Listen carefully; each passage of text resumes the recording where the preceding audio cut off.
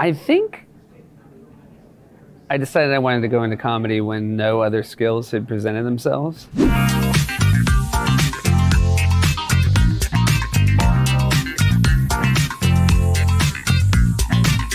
My dad's a really funny guy and has a very discerning sense of humor, and so the first time I could make him laugh is the first time I thought I might actually have some talent at it. I remember my first few sets as an improviser showed enough potential to keep doing it.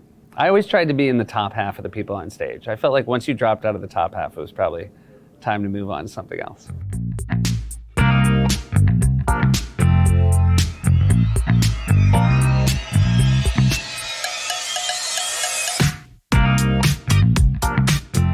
Well, I think performing for an audience that is speaking English as their second language, you learn to be clear.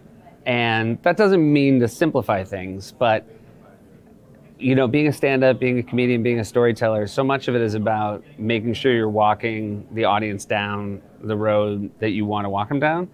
And we really had to dial that in when we were performing for a Dutch audience. And so I'm always in debt to them for that.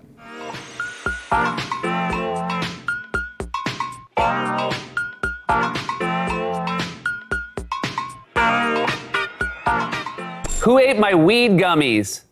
Wally? Wally? You sure it wasn't you? Well, whoever it is, I'm very disappointed. I think it's a necessity more than anything we decided was part of the comedic game plan. You know, when we address the news, and oftentimes the news is really dark, we realize that putting in these pockets of whimsy and the space to go take these weird tangents and to introduce the audience at home to the people on our staff, it just put us in a better mood. We did that joke mainly to see what kind of upper body graphics gave me, and once again, me. We want to provide the same catharsis for them that we're getting from doing the show, and so creating this extended cinematic universe of characters at late night has been a real exciting part of it.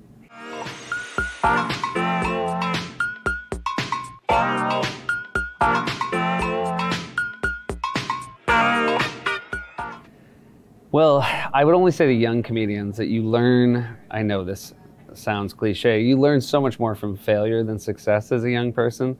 And it's easier to fail as a youth than it is as an old.